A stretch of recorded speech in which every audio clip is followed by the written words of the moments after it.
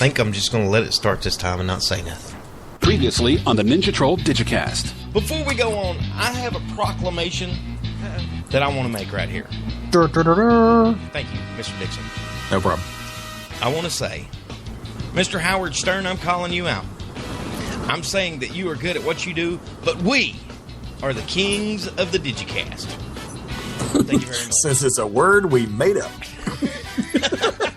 If we had to pick another name, you'd have to simply call us DAREDEVIL, the only podcast with a kick. The Ninja Troll Digicast.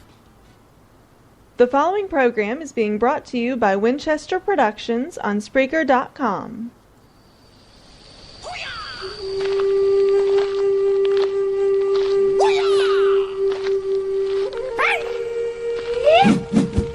Prepare yourself.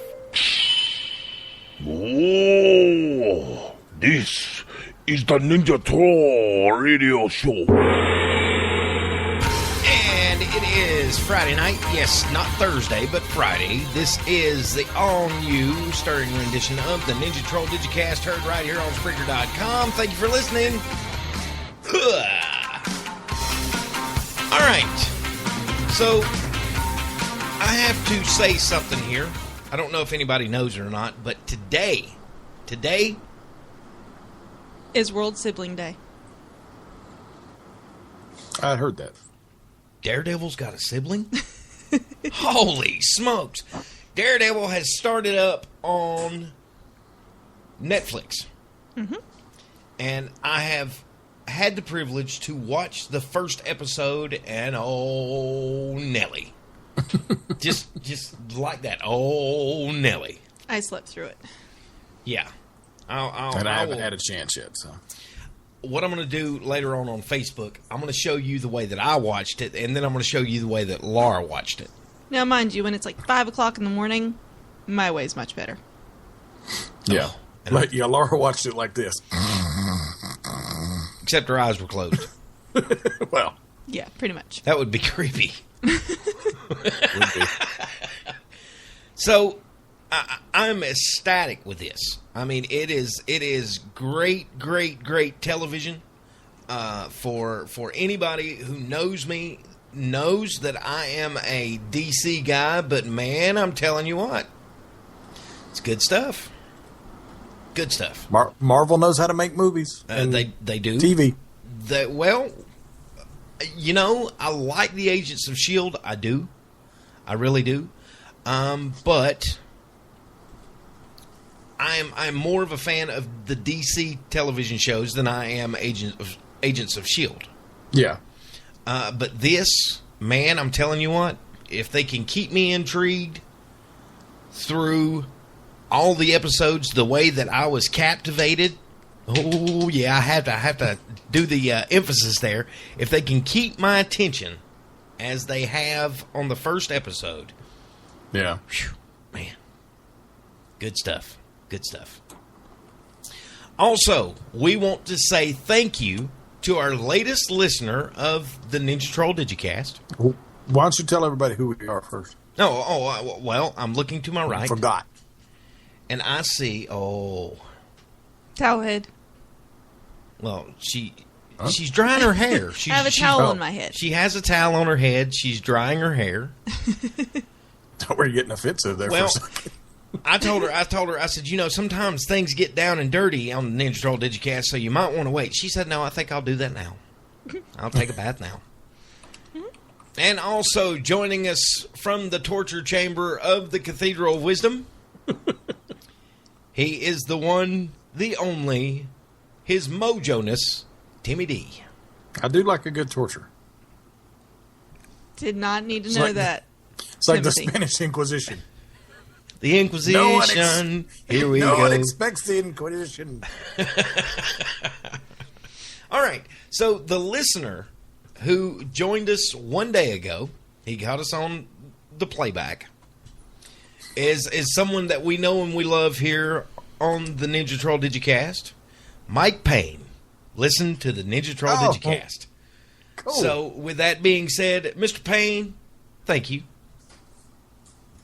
We need to hang out. We do need to hang out. As a matter of fact, you know what? if you want to see what kind of idiots, well, just if you want to see me being an idiot, then just come on over. We'll make you a place here in the studio of the Cathedral He's seen Wisdom. you be an idiot before, so. Well, yeah, that is true. That is true. And we also have a studio audience tonight. My son Chris is here. Chris, say hey. Yay!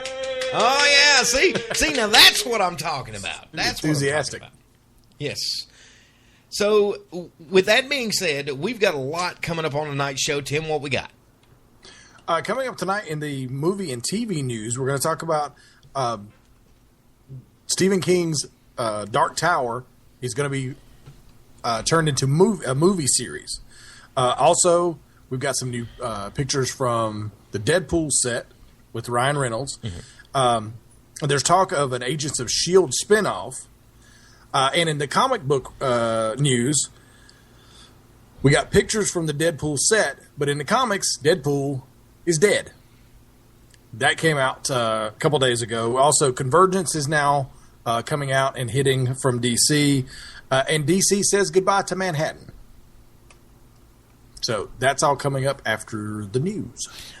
Excellent, excellent. Before we go any further, we want to say hello to our friends in Myrtle Beach. We were at Myrtle Beach last weekend. We went to a comic book shop that is probably like no other comic book shop that we have been to yet. The name of the place is X-Con World. Mr. Dixon, let me explain to you what goes on here. They sell comic books, but you That's good for a comic book store. Yes, but if while you're buying your comics in the evening, you can attend what they call, what was it? The Nerd Bar. The Nerd Bar. Now, I thought when I saw Nerd Bar, I thought it was a place that you could go into and they have Wi-Fi and all that. They've got that there. But this is a place where people like you, me, and Laura, and anyone else who is all about the geek culture can go to have a nice cold adult beverage. And I was talking to them about us, and they said, hey, you know what? If you talk about us on your show, we'll talk about you on ours. They have so it's a video. Nerd Bar? Yes. Yes. I really like to see what kind of names they put on the drinks and stuff like that. You know, yeah, that would be cool. It would be awesome. So they have a video podcast that they do. And so I said, absolutely, we'll talk about you. And man, the stuff that I saw there, I was telling you today that the sunglasses that were featured in Iron Man 2, they had those there. The ones that John, what's his name? The director of the film? Favreau. Oh, he wore those in the race scene in Iron Man 2. They have a sawed-off shotgun that was used as a prop in Serenity. They have a sword. I think they said the sword was from the movie Resident Evil. Possibly, yes. I think so. And man, the memorabilia that's in there is awesome. Plus, you can buy a comic book. And they also have a stage. They also have a stage where they do comedy. Mm-hmm. So they are all over the place. And guys, you are doing a fantastic job. Again, we want to say hello to Robin Roberts and Stephen Haynes. Mm-hmm. What was that? That was the drum roll. Yeah, that was the drum roll. It was actually just a filler while I was looking for the cards. That's what it was. Also, just got this via Facebook. Bobby Ray Biddle Band. We've played their music here before. We've talked about Bobby. They are in the midst of doing a Battle of the Bands, or getting votes for the Battle of the Bands. So go and vote for Bobby Ray Biddle's band. I think right now they are in the 3rd spot, or at least they were earlier today. You can actually go to his Facebook page, and he's got a link up so you can go and vote. I'm doing that right now, actually. And also, I have to say, for the people down at X-Con World, May 15th, 16th, and 17th at the Myrtle Beach Convention Center, they are going to be having a comic book convention. It is called X-Con. Some of the people that's going to be there is Tim Russ, or as we know him, Tuvok from Star Trek Voyager. Sierra Hannah, Michael Copen. They are also going to have 2 members from The Walking Dead. Oh, this is bad. How do you pronounce that name right there? Anybody that listens to the show knows that I can't pronounce names. You. It's Xavier Shelton. Xavier Shelton and Josh McDermott, who is Eugene, and WWE Hall of Famer and legend, woo! Ric Flair is going to be there, the Nature Boy. That's the real Walking Dead. Yes. So again, that is going on May 15th, 16th, and 17th at the Myrtle Beach Convention Center. I'm looking at the page right now, and actually they're going to have a lot more than that. Nicholas Brendan, Xander from Buffy the Vampire Slayer. Ooh. Mm-hmm. He's going to be there. Brian O'Halloran from Clerks. I'm not even supposed to be here today. Okay. He's going to be there, and I forget her name on Clerks, the girl that was his girlfriend. Amy? Yeah, I don't remember. But she's going to be there as well. Some of the writers and artists that are going to be there. Bob Camp, who was one of the co-creators of the Ren and Stimpy TV show. Sweet. Tim Seeley, I know the name, but I can't remember what exactly he works on. And what good are you? What good are you? I know. Sanford Green, who is a cover artist on Shaft, who we met at the Minicon here in Charlotte. Damn right. Damn right. That's right. John Hickman, Tom Fleming. So there's a lot of good comic talent that's going to be there as well. And sweet. Thanks to Tim, we can't go. No, you can go. I just can't go. No, we can't do. Listen, we can't do the Ninja Troll without you, buddy. We can't. But you can still go and tell people about us. But it would only be like 2/3 of the show. It's true. So, and everybody knows that you're the man who is large and in charge. And did you I am large. Did you notice it took Chuck a minute to do the math on how much the Ninja Troll would be there? I never said I was smart. No one has ever said that. All right. So we have dallied long enough. I think it's time to bring the boy in here. Come on, Gavin. Let's get this thing started. Hi, Ninja Troll. This is Gavin Ray. It's time now for the Pledge of Allegiance. I pledge allegiance to the flag of the United States of America and to the republic for which it stands, one nation, under God, indivisible, with liberty and justice for all. Amen. Spanning the World Wide Web, it's time for the Ninja Troll Radio Show News with the lovely Laura, a.k.a. Dragon Momma. And that would be me. So, yeah, I don't even have anything to lead into these stories tonight. I usually do, but I don't. What are they about? We'll get to that. Okay. So, my first story is a health alert. It is a legitimate health alert, which I know I normally don't do, but this one just had to be told. There's a man in Arkansas, a 56-year-old man, who went to the hospital with kidney failure. So he is now on dialysis and will be probably for the rest of his life. However, it is the reasoning for this that made this Ninja Troll newsworthy. So, Chuck, you have kidney stone issues. Yes, The diabolical kidney stone. That he still has in a jar sitting on his desk. Yeah, because every once in a while you got to look at it and go, Yes. You know who's boss. how's it feel to be in the Phantom Zone, buddy? Anyways, so for those who already have kidney issues, Chuck, you need to take note of this. Okay. This man now has kidney failure because he drank too much iced tea. Oh. One can only take so much nectar of the gods. I'm sorry. Apparently, this man was drinking about a gallon a day. Whoa. Yeah. There is a chemical in tea. It's called oxalate. And if you get too much of that, it can be toxic to your kidneys. Take the nespee plunge. Not anymore. He drank approximately 16 8-ounce cups of iced tea every day. Wow. Wow.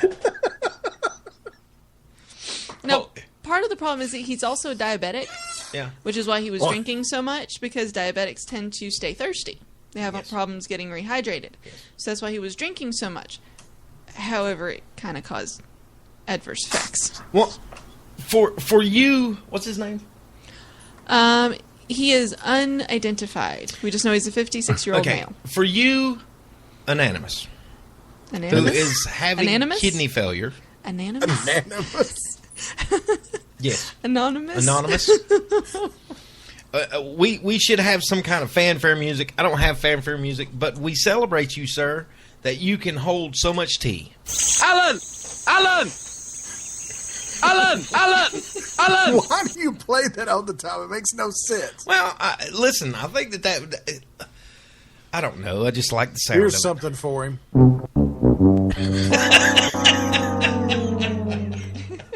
Wow. Good stuff.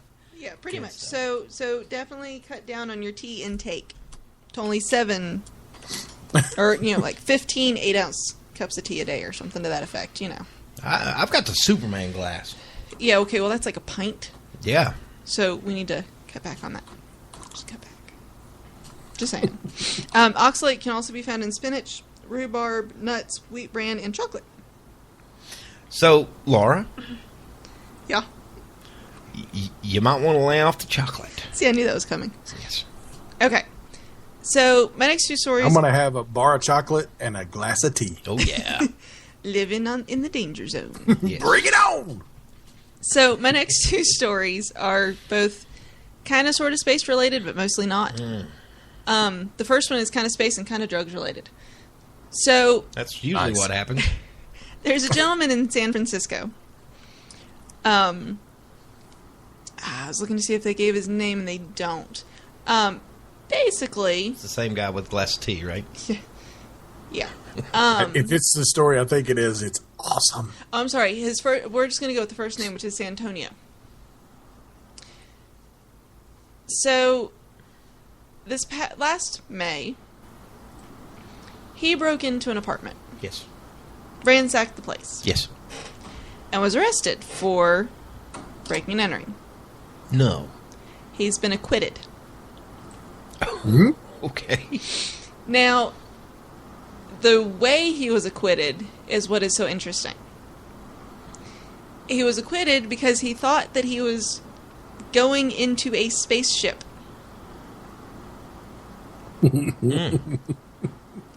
Apparently, he was in a meth-induced psychosis and believed it was the end of the world and was trying to get into a spaceship that was supposedly on the roof of the building. Yep. Seems legit to me.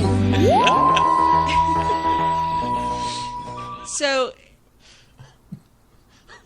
how that was used as a viable defense, I don't know. Exterminate! Exterminate! I wasn't gonna run from it, but I was high. I'm serious, man. I was gonna pull right over and stop. There's your defense. So, the next time that you feel the need to ransack somebody else's place, just claim you are on meth. But you thought it was the end of the world. You'll be acquitted. It'll be all good. These are not the droids you're looking for. Move along. Move along. Yeah. Something tells me that would not have worked even with this guy.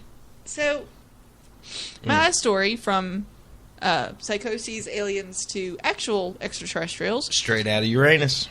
Hey. NASA's chief scientist Ellen Stofan predicts we will find signs of alien life by the year 2025. Cool. What? It's like meteorology now. They're predicting that we're... Go ahead. No, go ahead. No. I'm interested to hear this. By 2025... He's run out of steam. Uh-huh. By 2025. Yes. Does it give just a year, or does she give the actual date?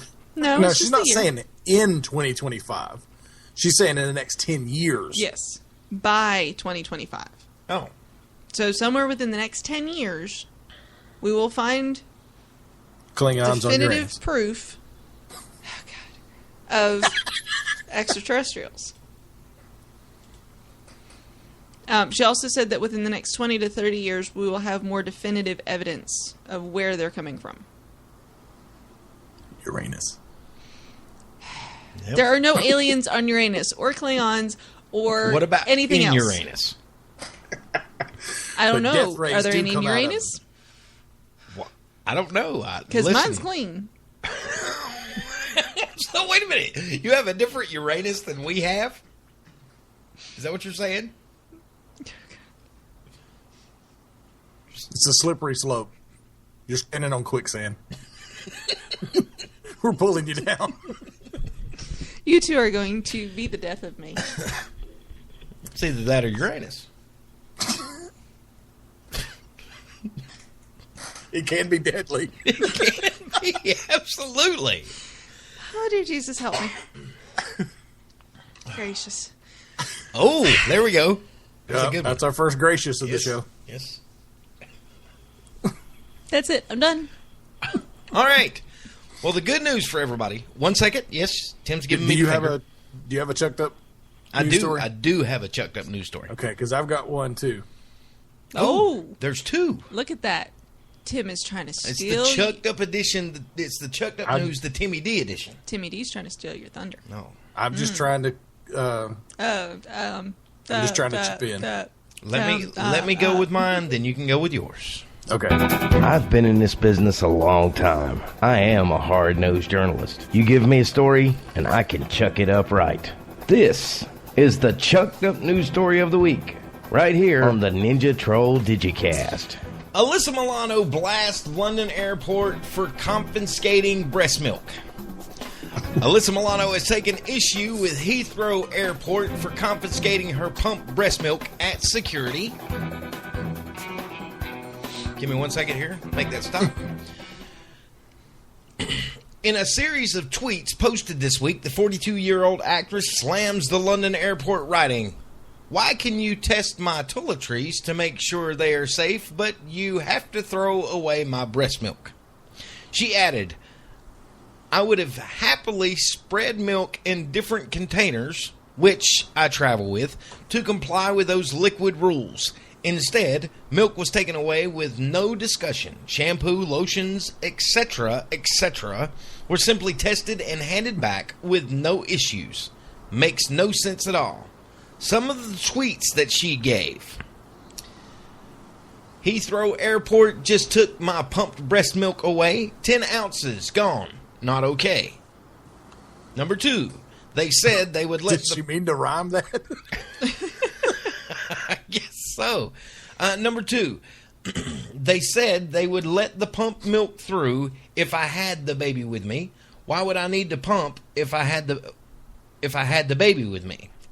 The next one, Heathrow Airport. Why can you test my toiletries to make sure they are safe, but you have to throw away my breast milk? And I was told I would be fine if the baby was with me. Plus, it was less than 5 ounces per container. Why is my shampoo okay?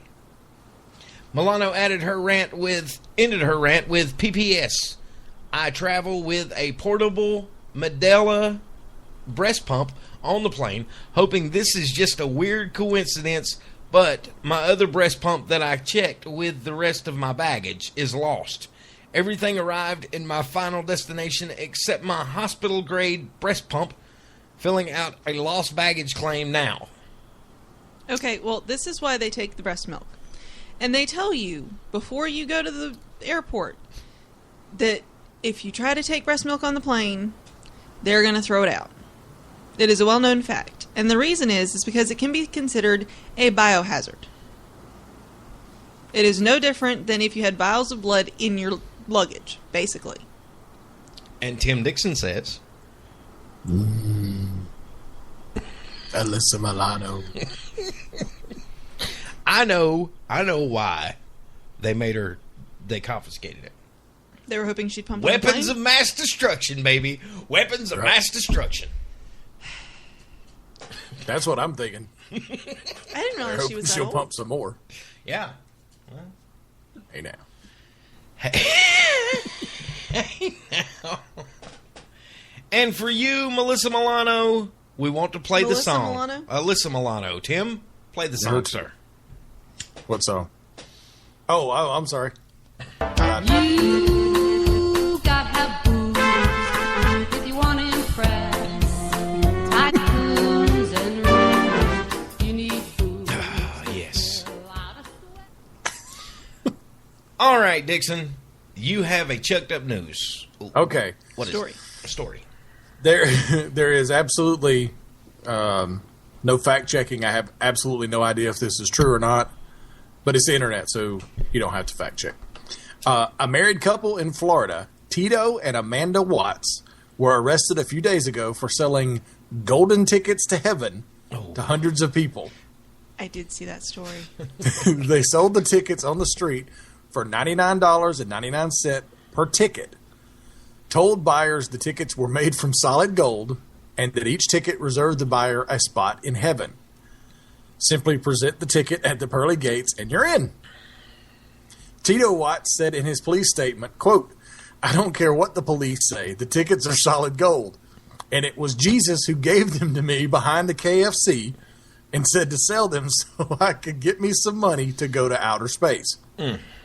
I met an alien named Stevie who said if I got the cash together, he'd take me and my wife on his flying saucer to his planet that's made entirely of drugs. You should arrest Jesus because he's the one that gave me the golden tickets and said to sell them. I'm willing to wear a wire and set Jesus up." Wow. Because I've got a golden ticket. Amanda Watts said in her police statement, quote, "We just wanted to leave Earth and go to space and do drugs. I didn't do nothing. Tito sold the golden tickets to heaven. I just watched." Wow. At least Police she's say they honest. confiscated... I'm sorry? I said at least she was honest. Yeah, there you go. Police said they confiscated over $10,000 in cash, drug paraphernalia, and a baby alligator. And this also from that incident. Where was the alligator? It wasn't quite weird enough, so they threw in a baby alligator. Gotcha. Well, this also heard from the incident. I bet the golden ticket makes the chicken taste terrible.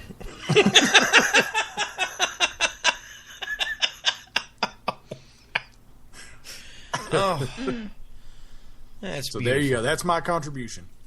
Oh, that's great. Okay, Tim, so what have we got coming up next? Coming up after this, we're going to take a look at our movie and TV news. Deadpool is filming right now, and George Lucas is putting his hand in my back pocket once again. Oh, so all that's coming your way. You want to keep it right here on the Ninja Troll Digicast, the only podcast with a kick. Would it be crazy if you just stopped everything, packed your bags and left for a week, a month, a year? What if you left for 2 years? Would people think you'd lost your mind? What if you were going far away to help in a village on the edge of the Gobi Desert? A village crowded with Buddhist temples, not skyscrapers. A place where there isn't a word for recluse, but 1,000 words for community. Would it be crazy to go 5,000 miles from home? To spend time with people the rest of the world only reads about? To build libraries and fill them with stories? Prepare a meal with food you helped grow? To teach children and learn a thing or two about yourself? Would that be crazy? Peace Corps. Life is calling. How far will you go? To find out more, call 1-800-424-8580 or visit peacecorps.gov. Welcome back to the Dog Show. Up next, we have Satchmo. Satchmo is a member of the Shelter Pet Group. That's right, a group known especially for their couch-snuggling, ball-chasing, face-licking, tail-wagging, backyard-hanging, and, of course, companionship. And what breed would you say Satchmo is? I'd have to go with maybe a lavish terrier-hound chihuahua-looking kind of mix. Tremendous dog. I'd also like to point out Satchmo's coloring, a white, gray, brown, black brindle, simply marvelous. You know, it's such a treat to watch a dog like this.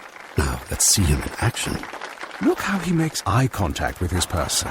That's actually known as the treat stare. How intuitive. And now he appears to be excitedly turning in circles. Ah, the happy dance, so common with this group.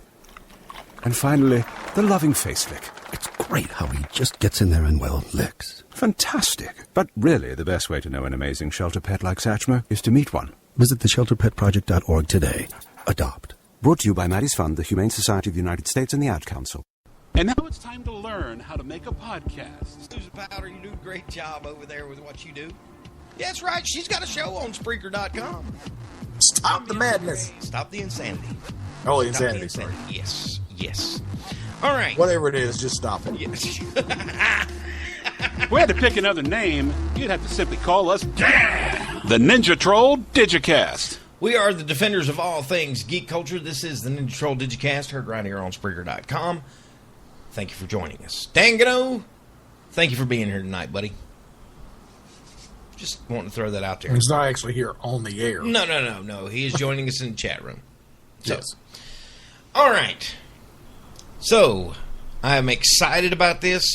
And just in case you don't know, Daredevil started today. So let's get this thing started. Meanwhile, back at the Cathedral of Wisdom, it's time to head to the comic rack. Hey, nice rack. The latest news from the world of comic books, comic book movies, and TV, right here on the Ninja Troll Digicast. All right, tonight in the Ninja Troll Digicast comic rack, got a lot of stuff to mention. Let's see. First and foremost, I don't know how I like the spinoff of Agents of S.H.I.E.L.D. They are saying that they're working on a spinoff. But they've said absolutely nothing about it. It's just that they're working on something. So, right. I mean, if it was, say, Deathlock, Mike Peterson. Yes. That might be pretty good. Yeah. But until they say more about what it is, I mean, I don't really know what to say. So, well, here's my thing. In the comic book, you had. Let's start out with the Justice League. It started out as the Justice League Society. It went to the JLA.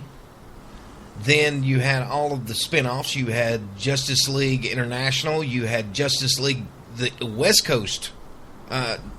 No. That was West Coast Avengers. And see that too. It was just, you know.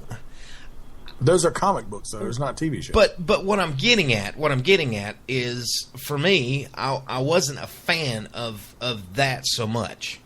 So I don't know. Again, so you're saying it's a watered down. Well, again, it depends on what they focus on. True. Because, yeah, granted, the JLI and the West Coast Avengers was kind of a second tier, like B team, basically. Right. But if they did follow somebody like Mike Peterson in the show, mm-hmm. I think it'd be interesting because when he showed back up this week, that was my first thing is, oh, where's he been? What's been going on? Because it's not like he can just go to the grocery store as an undead cyborg. Apparently, there were upgrades that was going on. Yeah, they did upgrades, but okay, you know, what's he doing when he's not on the show? I would personally find that interesting to have a show based around him. Okay, well, so I think it all depends on what they do it on. Again, I am just so weary anytime that I hear that we have spinoffs of this and spinoffs of that, that the comic book television shows, the comic book movies and all that, it just becomes saturated, and we get to where that there are people that I know who are tired of comic book shows. Now, granted, they weren't a fan of it going in, but, you know, at what point does the release of an additional show make people like us say, okay, that's too much? We talked about this before. I think we are going to reach the saturation point. Right. What will push that off is if there's still good quality. Right.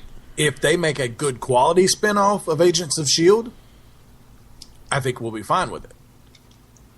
If it's crap, then that's when it starts to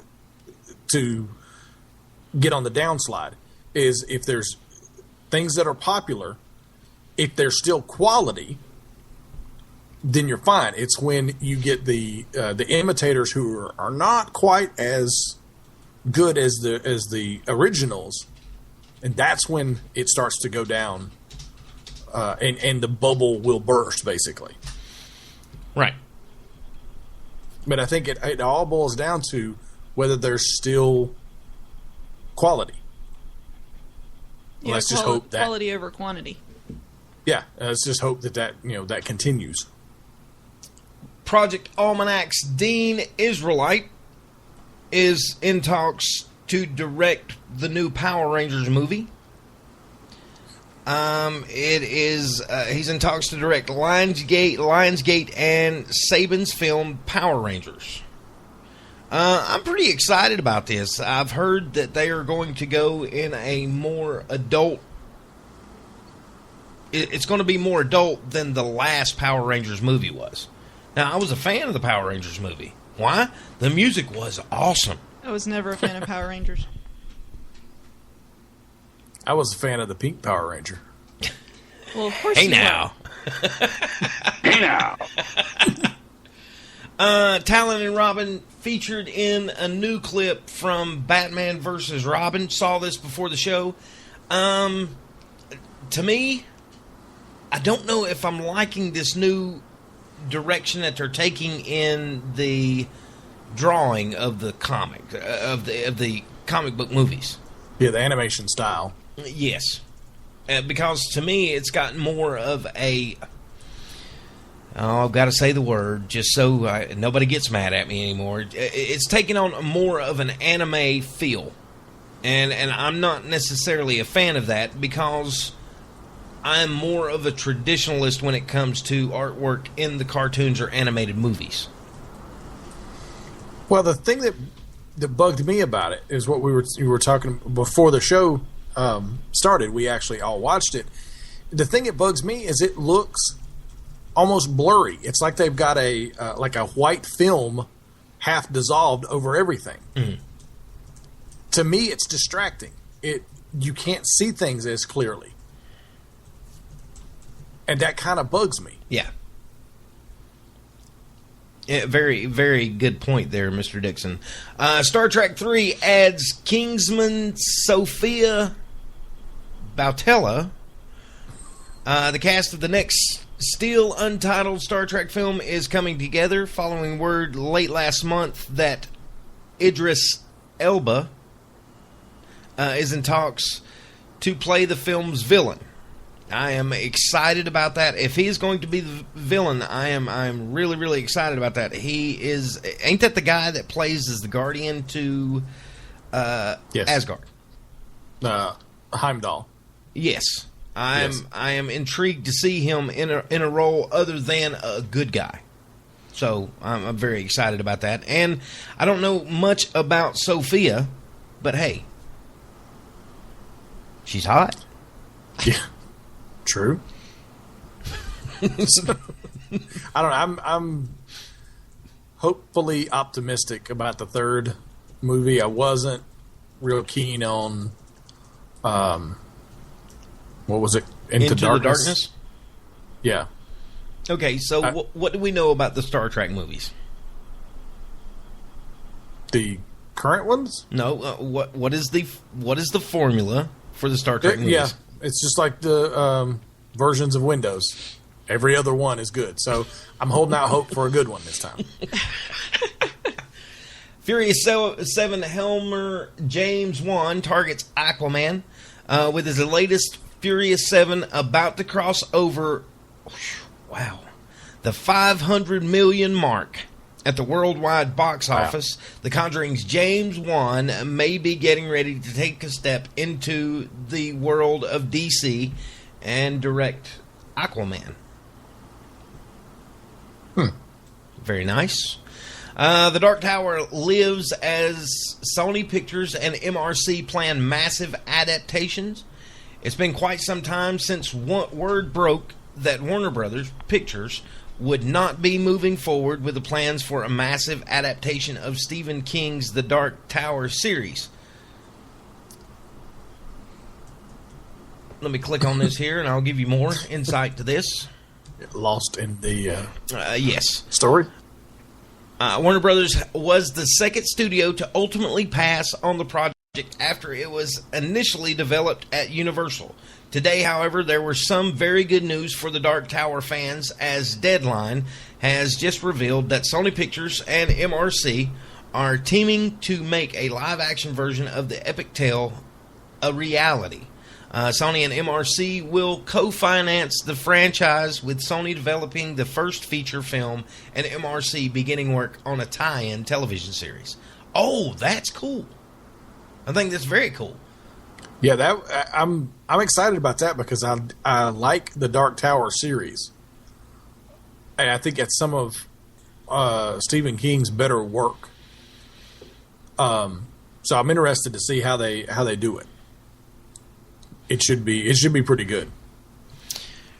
Christopher Marcus and Stephen McFeely to write Avengers Infinity War. Badass Digest. Wow. Badass Digest brings word that Marvel a cool name. Favorites Christopher Marcus and Stephen McFeely are set to pen the scripts for the two-part Avengers Infinity War, which Anthony and Joe Russo were recently confirmed to direct. The pair will have previously written Captain America: The First Avenger, Captain America: The Winter Soldier, and the upcoming Captain America: Civil War. They also did rewrite work on Thor: The Dark World and created Marvel's Agent Carter. There you go. Moving on to the next piece of news. Let's talk toys, Mr. Dixon. Cool. Toys. Hot Toys reveals more images of War Machine Mark II from Avengers Age of Ultron. First revealed last week. Those aren't toys. When they cost over $100, you can't count them as toys anymore. Okay. No more should be said about this. More set photos from Deadpool debut online. Production continues in Vancouver on 20th Century Fox's highly anticipated Deadpool feature film, and more set photos have made their way online, one of which you can check out by going to this website, which is superherohype.com. I'm really getting into this character. I watched the video of Mario Lopez being knocked out by the chair. That was very entertaining to me, but I think that they have the character down pat. Yeah, they seem to, and Ryan. I think the biggest thing is Ryan Reynolds is a fan, and so he knows the character, and he knows what they did wrong in Wolverine Origins. Yes. So I think this time they're definitely going to do it right, and some of the set photos that came out, you could see motion capture dots on his eyes. Mm-hmm. And that's a big thing in the comic book. His eyes, it's not just a mask, they're expressive. Right. They change with his emotions. So it looks like with the motion capture dots on his eyes, it looks like they're going to CGI stuff like that in. Cool. Which will be really cool. And also, we're talking about in this week, Deadpool number 45, which they renumbered 250 because they thought it'd be cooler. Deadpool actually dies. So Ryan Reynolds tweeted out a picture of him in Deadpool costume sitting on the toilet reading the Deadpool comic. Wow. Saying, I'm alive. Or no, what was it? He said, smells like somebody died in here. Wow. That's great. So, and then it was, it smells like somebody died in here, hashtag alive pool. So, and that's the thing with Deadpool. Everything's tongue in cheek. He's gonna stop at some point. And he's gonna look and talk straight to the camera. He does that in the comic all the time. And I think the part in Wolverine Origins where he was Wade Wilson before they did the work on him, I think that part was great. Because you got Ryan Reynolds able to just sit there and run his mouth the whole time. I think that part was great. It was after they did the surgery on him that they ruined Deadpool. I can agree with that. Absolutely. Here's some confusing news from the movie section of the Comic Rack. Independence Day 2 adds Joey King and Brent Spiner. Who's Joey King?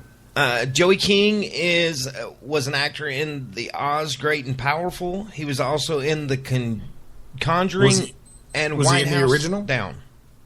Excuse me? Was he in the first one? What, The Conjuring? No. Was he in the first Independence Day? I don't think so. I don't remember him being in there. If it's the guy that I think that it is, he was the male who accompanied the medium in The Conjuring. So. Okay. So director Roland Emmerich revealed on Thursday that 2 more have joined the cast of Independence Day 2, Joey King and Brent Spiner from Star Trek The Next Generation. Spiner appeared in the 1996 original as Dr. Brackish Oaken. The 2 join a cast that includes Jeff Goldblum, Liam Hemsworth, Jesse Usher, Charlotte Gainsbourg, Vivica A. Fox, and Travis Tope. It is believed that Bill Pullman will be returning in some capacity as well, but the actor's involvement is not yet been confirmed.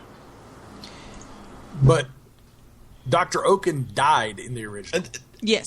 Now, see, that's where the confusion comes in. This is how... this is why I don't understand. Yeah. But they are aliens, so who knows? Maybe they took him to the Lazarus pit, shoved him in there, he brought him back. I'm just saying. FYI, Joey King is a female. Joey King is a female. Oh. And yes, she was in The Conjuring.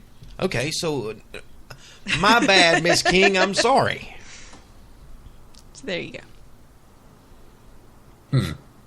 If they wouldn't spell it like a man, I wouldn't assume they were. From looking at her, she wasn't alive when the original came out. So Probably not. Probably not. Dominic Kucher. She was born in 1999, so yeah, she wasn't even a twinkle in her daddy's eye. And this is also being released, 20 years after Independence Day? 20 years. Yep. It's been 20 years since that movie was released. Holy crap. Really? Yeah. Yeah. Dang. Okay, now think about this, Laura. How old do you feel right now? Old. Well, guess what? Me and Tim feel twice as old. Yeah, at least 16 years older. It was released in 96. Wow. Yikes. So we're not quite 20 years, but not far off. Dominic Cooper nears deal to star in AMC's Preacher. Fresh off the news that Lucy Griffiths would appear in the comic book adaptation, the Wrap reports that Howard Stark himself, Dominic Cooper, is nearing a deal to star in AMC's Preacher as the lead role. Cool. As the Preacher. Yes. Suicide Squad director shares the Killing Joke-inspired photo of Jared Leto. I'm not going to go any further with that because I was really impressed by the photo. That was really cool. I had to look at my arm. Just to do, I did like a triple take because they had the original artwork there. They had Jared Leto, and then of course I got my tattoo. So yeah, he wasn't smiling, but that almost made it creepier. Yeah, and I think he can pull off the creepy. Absolutely. He's and his hair's green now. Yes, very nice, very nice. Yeah. Lego Movie directors writing WB's The Flash film. Though the Flash is racing around on the CW every Tuesday night, Warner Brothers continues to develop a feature film version of the character to tie into their larger DC cinematic universe. So this is the movie. Yes. I don't know how... again, I don't know how I'm feeling about them bringing in somebody else to play the Flash. I know. And that's when they first announced it, I thought, okay, that's going to be odd. And my first thought was, if the TV show is successful, which it is, and continues to be successful as the closer we get to 2018, there may be a change in that. But they seemingly are going ahead with a different person playing the Flash as like a separate deal, which I don't think you should muddy the waters. Right. No. Even if you make it Wally West, it doesn't matter. Casual people watching, that's the Flash. Right. And you don't want two Flashes. Well, all I'm saying to the folks over at DC is, look, when we had this great show called Agents of S.H.I.E.L.D., we knew that there had to be a leader of the group, and what did they do? They got in touch with the person who played Coulson on the big screen. So, with that being said, guys, it's not hard to figure out. We have accepted... What's the kid's name who's playing the Flash? Grant Gustin. Yes. We have accepted it. We love it. We think... he's very popular. He is very popular. As a fan of the old Flash, that I feel we were ripped off because they kept on moving around week to week from day to day. And oh, you mean the John Wesley ship? Yes. Yeah. I think we are past that point of the new Flash being there. We're digging the show. So let's not, as Tim says, muddy the waters here. That's right. It's one of my favorite phrases. Don't muddy the waters. Speaking of muddying the waters, Clobbering Tom continues with another image of the Fantastic Four's thing. And he still looks like he has to poop. He does. He really does. This is bad. I mean, this is bad work. I think that Michael Chiklis's version of the thing was spot on. Yeah, the rubber suit looked better than this. Yes, but I think with this, they are going for the whole computer animated thing. Unfortunately, it looks computer animated. Yeah, and badly computer animated.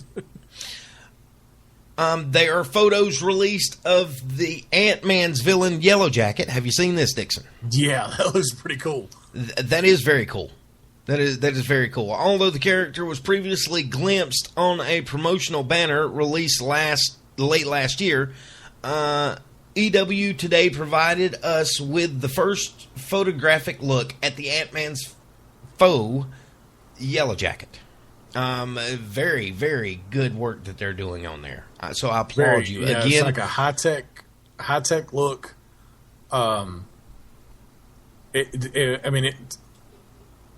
It's like a not quite an Iron Man look, but it's definitely an enhanced suit.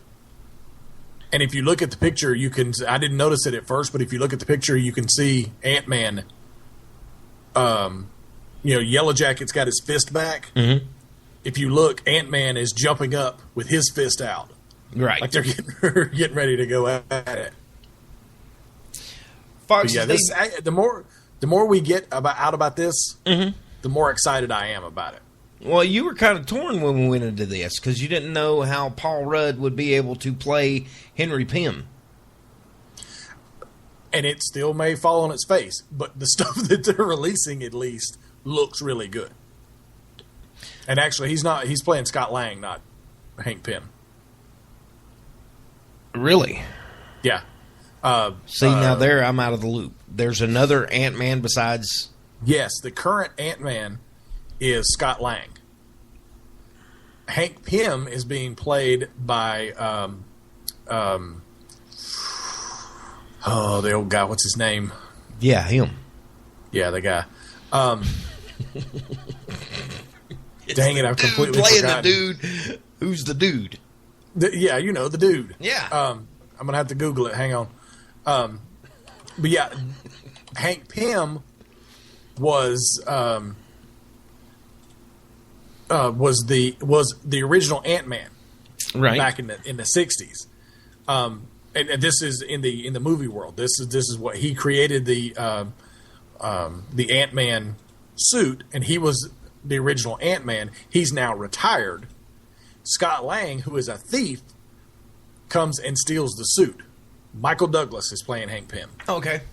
And he can pull off the grumpy. Yes. Yes. Because that's the thing about Hank Pym. He's not a nice dude. He's grouchy. He's a douche. I mean, he's a jerk. So he's a genius, and he knows it, and he thinks like everybody. He's the smartest dude in the room, and he thinks everybody needs to know it. Right. Fox has debuted the first batch of promo photos for episode 20 of Gotham, which you can check out by looking in the pictures on Superhero Hype. It will be titled Under the Knife. The episode is officially described as follows. Gordon and Bullock continue to investigate the ogre. Guest star Milo. Oh, Lord. That's an interesting name. Yeah. He was the kid that was in Heroes who could adapt to any power. Who begins to make his move on someone close to Gordon. Meanwhile, Bruce and Selena team up to expose a corrupt Wayne Enterprises employee, and Nigma comes to Kristen Kringle's defense. Under the Knife. Now, that's not the next one, though. The one next week is called Beast of Prey. Oh. That's the one for the next week. Okay. So but that airs April 20th. Yeah, that's where next week's is where they introduce the ogre. Ah. He's a serial killer. Sweet. And Fish is still trying to get away from the doll maker. Indeed. And they go after Reggie. Reggie? Reggie. The guy who stabbed Alfred. Oh, okay. Reggie. What else have we got going on? Oh yes. Here we go. Star Wars is available for digital download with more additional footage. George Lucas puts his hand in my back pocket once again. This will be the 5th time you expect me to buy this. And you're going to go out and do it. Probably. Because I want the bonus stuff. But you could just as easily say no. Okay. Let me ask you this. When you went to Star Wars to see Star Wars with additional footage, they had put Jabba the Hutt in the scenes. Well, no, they're not adding additional stuff like the special editions. There's documentaries and stuff like that. Right. That's the bonus stuff that they're. Which realistically, I won't get this because I just bought the Blu-ray. It's not going to get any clearer than it is with Blu-ray. Mm-hmm. So I'm sure the bonus material will show up on YouTube in about 6 months to a year. And you'll still go out and buy it. No, I won't because it's just ridiculous to realistically, the only advantage a digital version of it is I don't have to get off of the couch and walk to the bookshelf to get the Blu-rays off of the shelf. Mm. That's really the only advantage, and I'm not quite that lazy yet Not saying it won't happen at some point in the future, but I'm not quite that lazy yet. Well, that's at least good to know. Yeah, that's my cutoff point. It's good to know I've got one. And I think that that's going to do it for anything you want to add here, Mr. Dixon. No. All right. So with that, we'll be. You were talking about earlier the only thing that was the only show that was new this week was, I mean, other than Daredevil. Yeah, you haven't talked about Daredevil at all. Oh. Since the beginning. Oh. Oh, Lord. In case you don't know. You just had to open that can. Now, you have to realize, especially the two of us here that haven't seen it at all, and because it just came out today, there's a lot of people out there that probably haven't seen it. So, no spoilers. Yeah.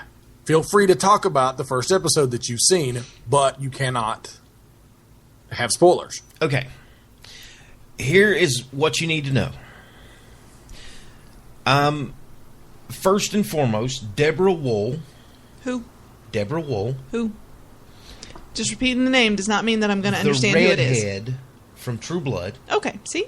Now I know who you're talking about. She is playing the first client for Murdoch and what's his partner's name? Foggy Nelson. Yes. Very interesting setup for that. They are doing a very good setup for United Allies. I think that's the name of the company. That Kingpin is... Oh, the Kingpin is the head of. Yes. Okay. But what I found to be most interesting is the special effect that they put on this whole thing of Murdoch being able to tell when somebody is telling the truth, because he picks up on the heartbeat and he picks up on the sweat coming from the brow. Yes, he can do that. Mm-hmm. He can actually... Yeah, I'm interested to see how they do his enhanced senses, because that's one thing I felt like they did right in the movie. Well, they didn't give it that much elaboration. Yeah. It's kind of like you get tunnel vision. Okay. So everything except for like when he is hearing something, it's kind of like they focus on his eye because he's always wearing the sunglasses. Mm-hmm. But everything else goes hazy around that. Okay. It's a very, very interesting concept on how it works. But the one thing that I really, really admired is as they were finishing up, tying up the ends on bad guys and that sort of thing, while there's crime going on in the city, Matt Murdock is in the gym punching the punching bag. And you really get a feel for how he feels, kind of like Batman does towards Gotham City. Because it's like all of the weight is on his shoulder. It's a very, very intense scene. And that's the only spoiler that I'm going to give. Next week, though. Next week. Oh, we're going to give our review for Daredevil. You better believe it. Yeah. By next week, surely, we'll be able to watch a couple. Oh, actually, after we get off the air, that's the beauty part about Netflix. I can take my iPad, go to bed and watch it right there, laying in bed. We can watch it on our TV laying in bed. Yeah. We got Hands-free. that. We got that. Yeah, we don't have to have our iPad. You don't have one.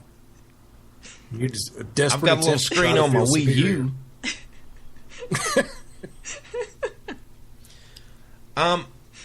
We didn't get to watch. I mean, we did catch up on Arrow. Yes, we did finally do that.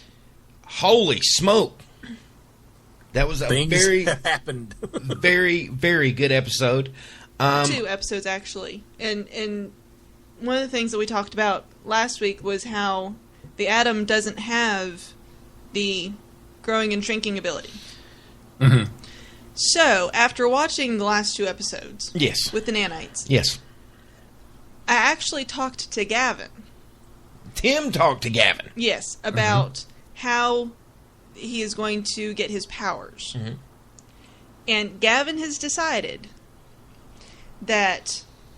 You're a witness to this, Dixon. Yes, that the Atom will be fighting somebody. He'll get somehow hit by electricity, and that's going to make the nanites think that they're fixing something, and they're going to multiply and go all over his body, but they're actually not fixing anything, and that's going to cause him to have the ability to grow and shrink.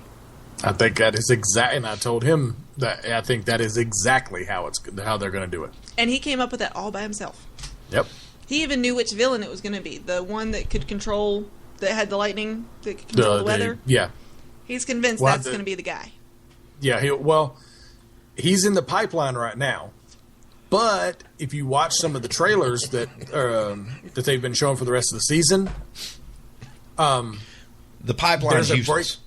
The pipeline's useless. Kinda. It's got a little bit of a revolving door on it.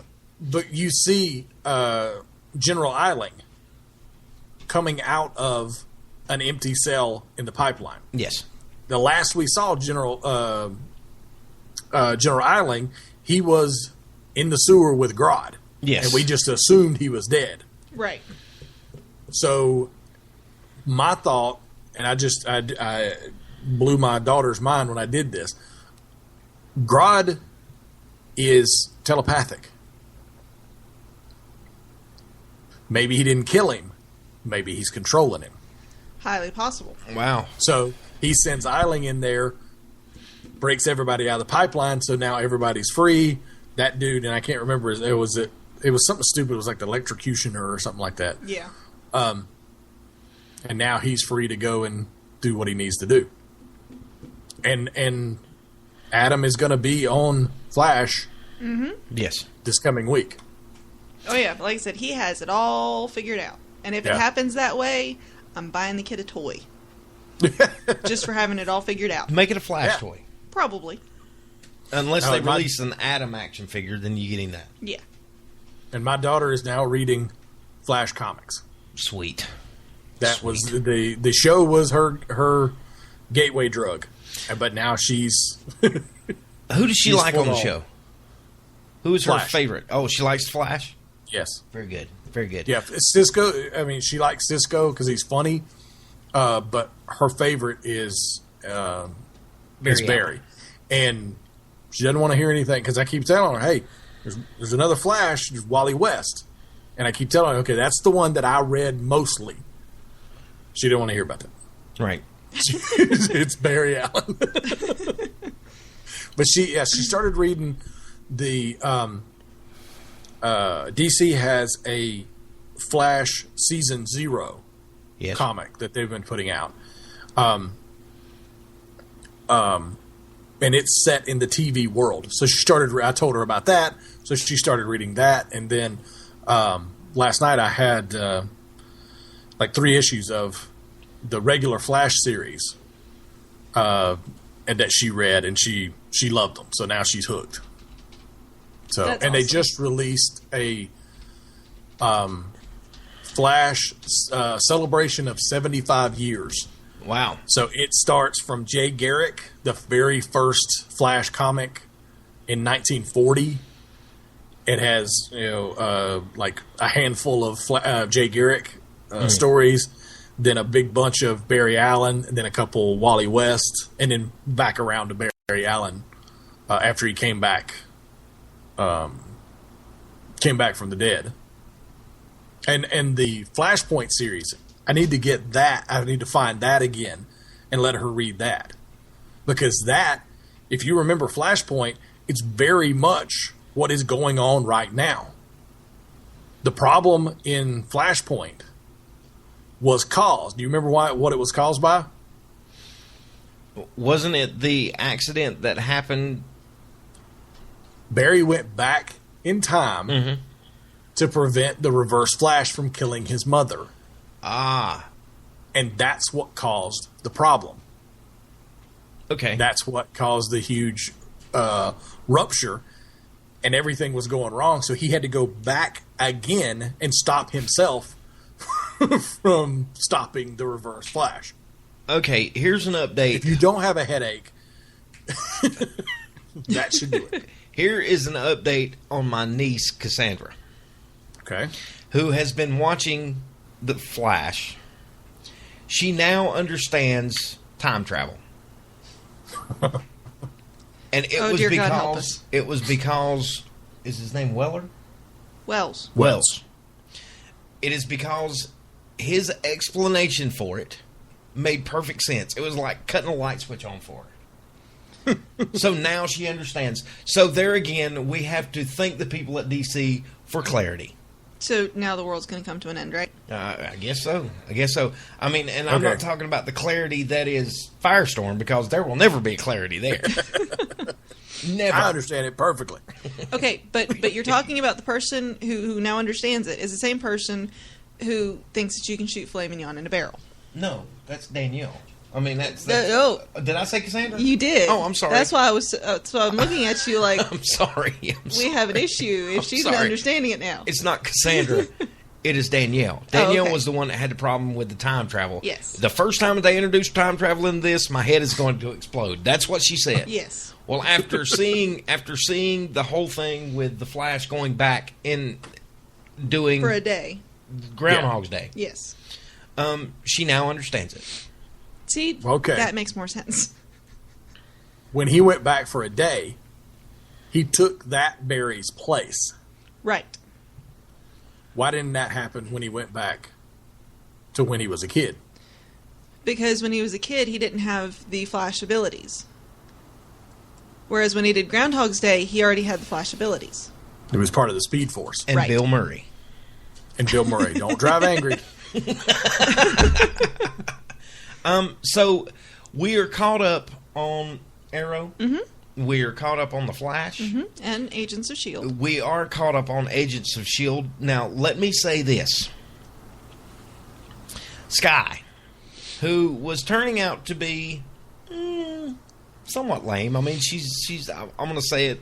I hope that you don't get mad at me, but Skye was there for eye candy. Right. Well, she was also there to be the voice of the viewer. Yes. Yeah, she was the viewer's character. Well, she had to have everything explained to her, so that explained it to the crowd. Right. So now we have gone from the explanation needed by the crowd to, oh, Nelly, what powers you have. Yeah. When she was on the verge of being killed, mm-hmm. she sent out a burst of an earthquake, and it took out trees. Yep. It just took out laid agents. waste. Yeah, it took out agents. It took out trees. It took out everything. So I'm looking forward to seeing this development, and also I'm really, really intrigued by the place that they're at. Mm-hmm. Yeah. And the dude with no eyes is freaking me out. Why? He's got no eyes. But he can see. That's even freakier. Well, and the way that Fitz and Simmons swapped out the box. That was awesome. Because I mean, they you know what? Those two used to never be able to lie. Like they would tell a lie, and it was written all over their face. There was there was no getting away with it. And now Gemma has gone and infiltrated Hydra, and was a double agent there for a while. And poor Fitz, who, by the way, oh God, what was his name? Leon? I don't remember what they kept calling him. Leo? Might This have is his been- first name. Okay, that must have been what it was. That's the first time I've ever heard anybody refer to him by his first name. Yeah. His name is Leo Fitz. Yeah, that kind of threw me off guard there for a minute. But, Yeah. he didn't have to lie. Not really. I mean, he really is leaving. He really is ticked off. And you can tell, even though the two of them are estranged, they have their issues because she left and Mhm. he needed her and everything. He was in love. They still have that innate ability to read each other. Yeah. Like when she's trying to quote unquote open the box and she's doing all this random stuff to it, to what to everybody else, of course, it looks like she's working. And he's like, why is she? Oh. Yeah. And he knows exactly what's going on, even though nobody else does. So the fact they were able to get it swapped so seamlessly, it was just perfect. Yes. Yep. So we're caught up with that. Mm-hmm. We have made it through The Walking Dead. Mm-hmm. We are looking forward to the last 4 episodes of Gotham, Mm-hmm. Arrow, and The Flash, if I'm not mistaken. Good Lord, what are I we going think to do so, while yeah. they're Well, out? the good news is we have Hulu Plus, and I want to add something here. Me and Laura have been watching a show that Tim Dixon, you need to watch. Anybody that knows you knows that you have a love for Horatio Hornblower. Yeah, that is true. You like sea adventures. Mm-hmm. The show, The Last Ship, is awesome. It is highly intriguing. When Chuck was like, "Hey, I want to watch the show," I'm like, "Oh God," because sometimes he picks shows and I'm happy to sleep through them. No offense. So this one, we watched the first episode, and I kind of went, "Huh, that is an extremely interesting concept." And now we've gotten all the way to the point where we have found patient 0. Now let me explain The Last Ship. Basically, there is a super virus, that has swept across the country, well, actually across the world, and is killing millions of people by day. And it only, from the time that you are infected to the time you die, is only 3 days. So you don't have a whole lot of time to survive this thing. And the ship that we're following, that has the scientist on it who's coming up with the vaccine. The Nathan James. Yes. Was up in the Arctic so that she could find the primordial strain of the virus. And because of where they were completely and utterly immune to the virus as it swept across the world. So they're not infected. It is an airborne illness, so they have to be careful that, if they come into visual contact with anyone who's infected, they have to make sure they get their masks on and things like that. And like they have to go and get monkeys so that she can test her vaccine. Gotta get that monkey. Exactly. They go. Where's that damn monkey? They go to Gitmo so that they can get supplies and fuel. And I mean, it's basically it's like having a puzzle that's thrown all over the globe.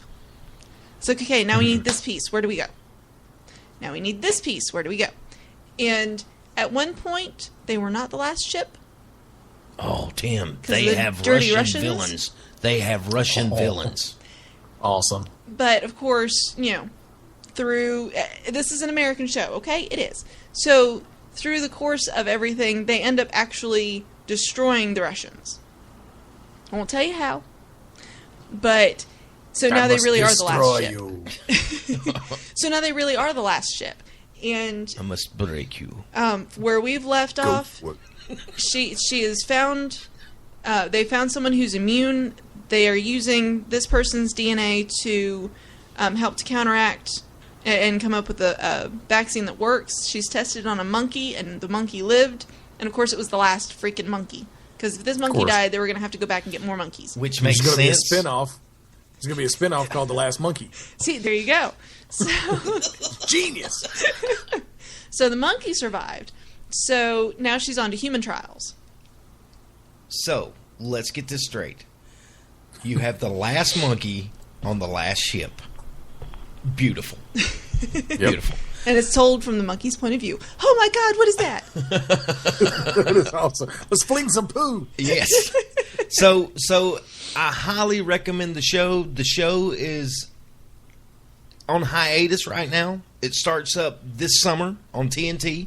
And of course, as everybody knows, TNT has very, very good programming. Mm-hmm. So I can't recommend the show enough. Again, it is The Last Ship is the name of it. The reason that I'm mentioning. Thank you. It here is because I think with the virus and the whole science aspect, it's just science fiction enough to work. Mm-hmm. Yeah. So it's kind of like, look at it kind of like Star Trek on the Seven Seas. Yeah, I'm looking at the I'm looking at the TNT website right now, and there is 5 episodes on here. There's more than that on Hulu. Yeah, there's 6, 7, 8, 9, and 10.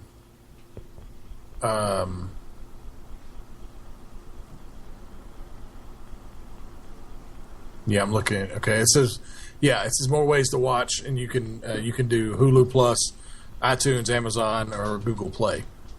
But the first 5 are available for free on the TNT website. So, but you have Amazon, correct?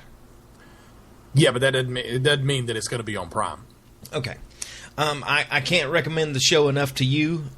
When you get a chance, when you get a moment, sometime when you're doing your real job and you have time to kill, check it out.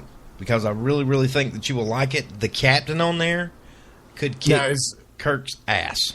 Well, I told you, let's not go throwing around statements like that. With Chuck Norris authority. I told you, do not use Chuck Norris's name in vain.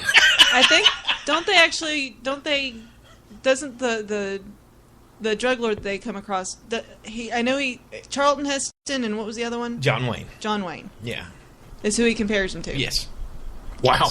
So with that being said, get your damn filthy paws off me. So Adam Baldwin's in it. Who's he playing? He's playing the XO. He's playing the XO. Okay. Cool. And he does a very good job because he's the skeptic that then turns into a believer kind of thing. Okay. Another show that was actually suggested to us, which once you get through with Daredevil, is The Strain. I've heard of that one. Yeah. I've gotten a glowing recommendation for it. So, like I said, once Chuck gets done with Daredevil, I won't interfere with that. We also have to check out Helix too. Yes, and Helix. Helix was also suggested. The Strain is not for the weak of heart. Yes. Yes. And I don't know what. I just recently found out what The Strain is about because I've flipped past the little icon for it a bazillion times. And it's actually a worm causes vampirism. Yeah. And it's, from what I've heard, there's some pretty hideous effects from that worm. I'm sure. So that will be interesting to check out. All right, we have dwelled long enough in the whole television movie deal. Coming up, we've got Tim Dixon with the comic book news. So you want to keep it right here on the only podcast that is the defenders of all things pop culture. And we are the only podcast with a kick. We are the Ninja Troll Digicast. Don't go anywhere.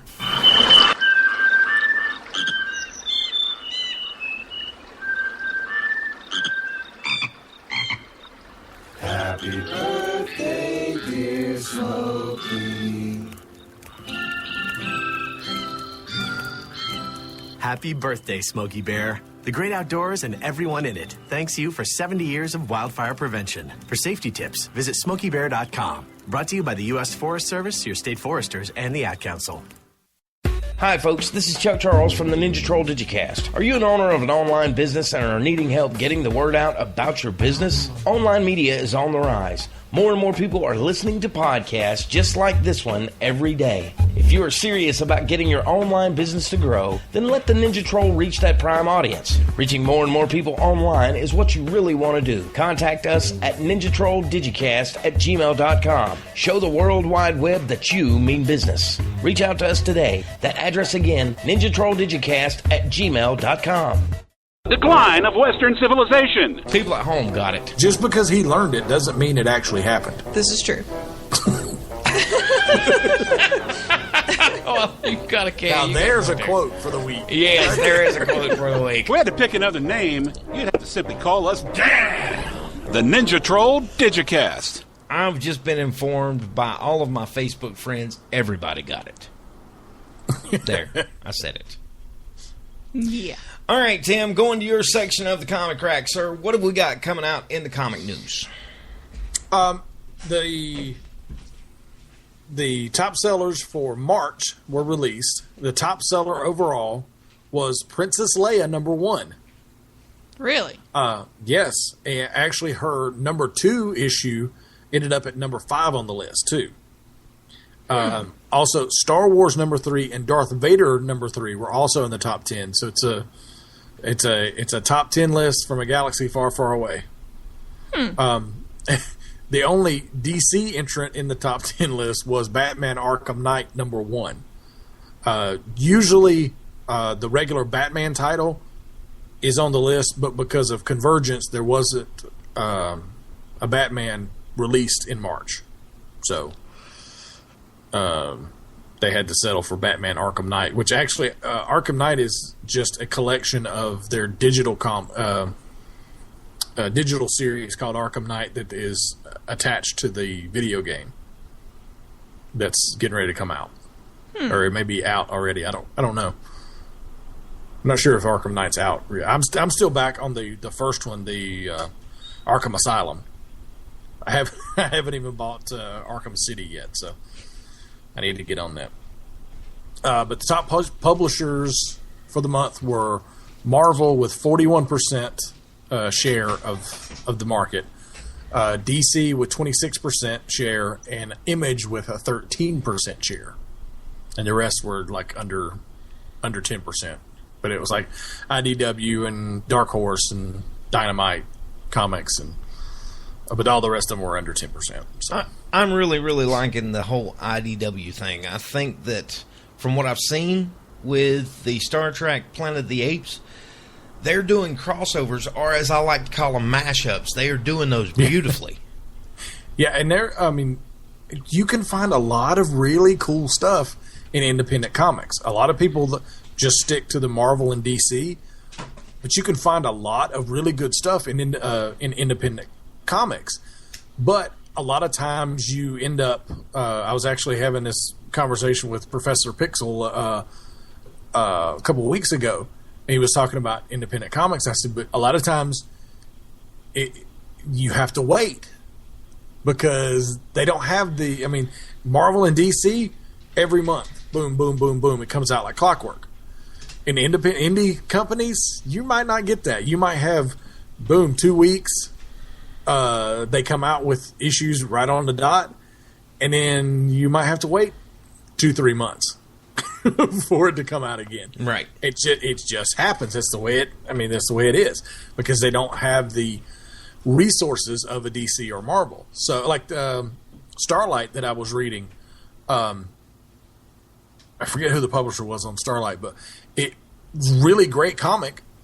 I read like 3 issues, and then literally it was like 6 months before the next one came out, almost to the point to where I thought, oh well, I guess it just wasn't selling, and they canceled it.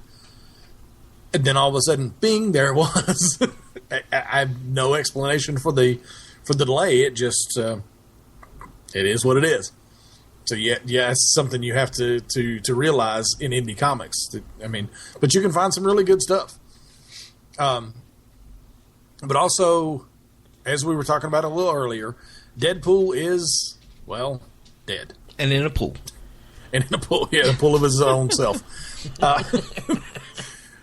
Deadpool number 45, renumbered to be 250 because they thought it would be cooler, came out Wednesday, I believe.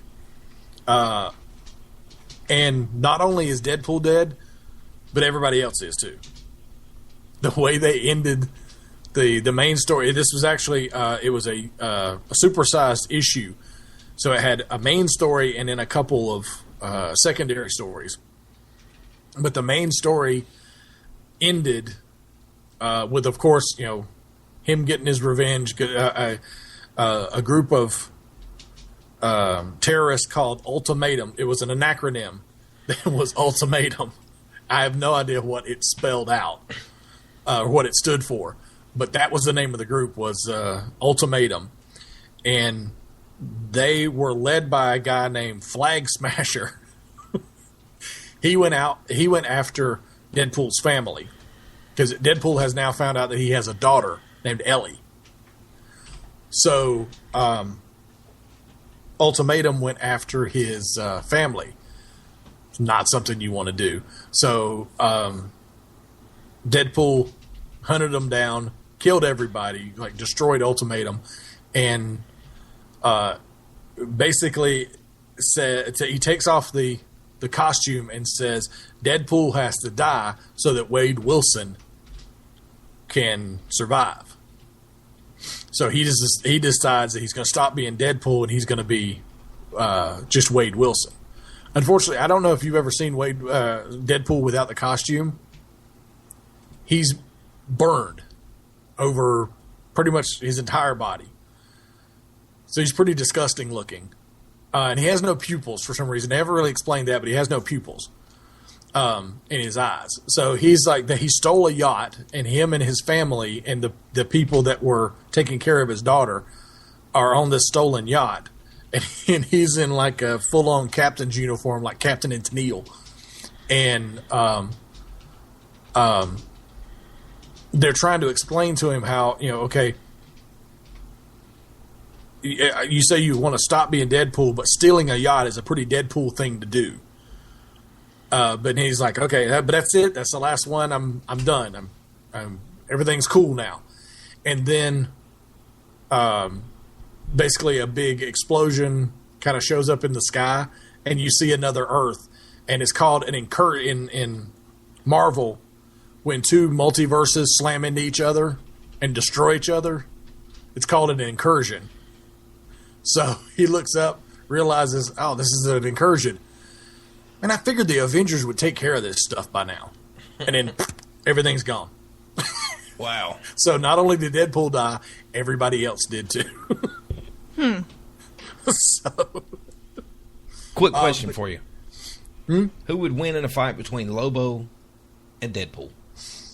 The new Lobo wouldn't even be a contest. Deadpool would kill him. Now, the old Lobo, that would be a fight I would want to see. I don't know who would win, but somehow Lobo has gone from being the cool anti-establishment biker dude to now like a metrosexual who looks like he just stepped out of the latest One Direction video. It's horrible. Absolutely horrible. I gave them 3 issues and I just couldn't take it anymore. I stopped reading. Couldn't do it. That's pretty bad. Yeah. The Convergence titles are the DC's big summer crossover dealio. They are starting to come out now. Convergence 0 came out last week. Now Convergence number 1 is out. Convergence number 1 directly leads from the Earth 2 series that has been out. That whole it's an alternate universe where you have Alan Scott is, of course, he was the original Green Lantern. He's the Green Lantern, not part of the Green Lantern Corps. The Green Lantern on Earth 2 is the Confused Avatar. as I am. I'm sorry? Confused as I am. No, he is the Avatar for the Earth. He gets his power from the Earth.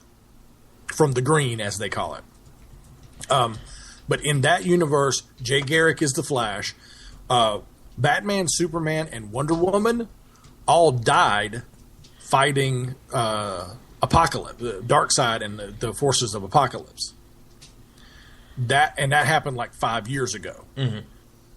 Now Apocalypse is coming again to absorb the Earth. Apocalypse is a god planet, and it moves to the Earth and kind of like Galactus. It absorbs the Earth. So they're trying to prevent that. In the last couple issues of Earth 2 World's End, it's not looking good, and Apocalypse absorbs the Earth, and they have a couple of spaceships that have like maybe a couple 100,000 people on it, but that's all that got off the Earth. And at the end of that, they were Green Lantern, Batman, who is Thomas Wayne, who's still alive, and becomes Batman to honor Bruce's memory by using venom to crank himself up. Like he gives himself shots of venom before it's time for a fight. Him another Kryptonian named Val Zod. Lois Lane, her consciousness is in the Red Tornado's body. So she's Red Tornado. So everything's just, it's just like a little bit off. But it's been very, I've read Earth 2 for a while. It's very good storytelling. And now this is directly leading into the convergence. All the people that were fighting Apocalypse have been transported into this place where a piece of Brainiac shows up and said, "What are you guys doing here without your city?" Do you remember Kandar, the city from Krypton that Brainiac kept in a bottle? Yes. Oh, yeah. That's what he's doing. He's collecting cities and civilizations and keeping them in like a little pocket dimension. So he takes the entire city so he can then observe the civilization. So he shows up, or a part of Brainiac shows up and goes, "What are you doing here without your city?" So, yes, you have a question? I do. It's more of a suggestion. Okay. What he can do is go by New York City, pick it up, put it in a bottle, and he's got Marvel Universe contained. That's all I'm saying. That's all I'm saying. But if you'd been paying attention, this is in D.C. It could happen. So you better watch. Dun-dun-dun, dun-dun-dun. Or you could hush, and I can finish. So that is directly leading into Convergence number 1. But also, not only do they have this the Convergence series, like mini-series that's going on, not each, but a lot of different titles are being put out from different universes. Pre Flashpoint, so it's like pre New 52. Mm-hmm. Those are being released now. There's a lot that is going to be from different universes, like the Shazam universe, where you get the entire Marvel family. Uncle Marvel will be there. You're going to get a lot of the different. There's a Wally West one. It's called Convergence Speed Force, where Wally has 2 children that are also speedsters, and they lose their connection to the Speed Force. Mm. So they have to figure out what they're going to do. But there's what is out now is Batgirl, which is. I'm not sure if that's Barbara Gordon or whether it's a pre Flashpoint, so it would be one of the other Batgirls. You got a Batman and Robin, Harley Quinn, Justice League. I think the Justice League is an all-female Justice League. I have to look at it. See, I've got these, but I haven't read them yet. But there's a Nightwing Oracle. So that would be Barbara Gordon in the wheelchair as Oracle, and her and Nightwing in a relationship. You've also has been released, like I said, the Speed Force one that has Wally in it. There's a Superman one that the cover has him kissing a pregnant Lois Lane, and he is the protector of Gotham City. No mention of where. I'm sure there will be a mention in the comic, but in the solicitation of it, there was no comment about where Batman is, why he isn't protecting Gotham City. But there's one for the Atom, the Question, and the Titans, and I believe it's it's our version of the Titans. Is the way I'll look at it. Nightwing, Kid Flash, the old school Starfire, Wonder Girl. Oh, that's right. I remember reading about this. They go looking for Roy Harper, and this is the Roy that lost his arm. Oh. and he's retired and raising his daughter, but they have to go get him for some reason. So I think with the Convergence, you're going to get to see a lot of different universes that post Crisis on Infinite Earth they just kind of did away with, and even more so after the New 52, because a lot of the really cool stuff that was going on in DC got just wiped away when they did the New 52. When they just said, "Oh, we're going to do these," and that's it. And like Wally West, it's gone. There is no Wally West Flash now in the New 52, which just kind of bugged me. Although it kind of, you had to do something because Barry Allen was back and he was going to be the Flash. But you have to come up with something better than just to wipe Wally out of the whole deal.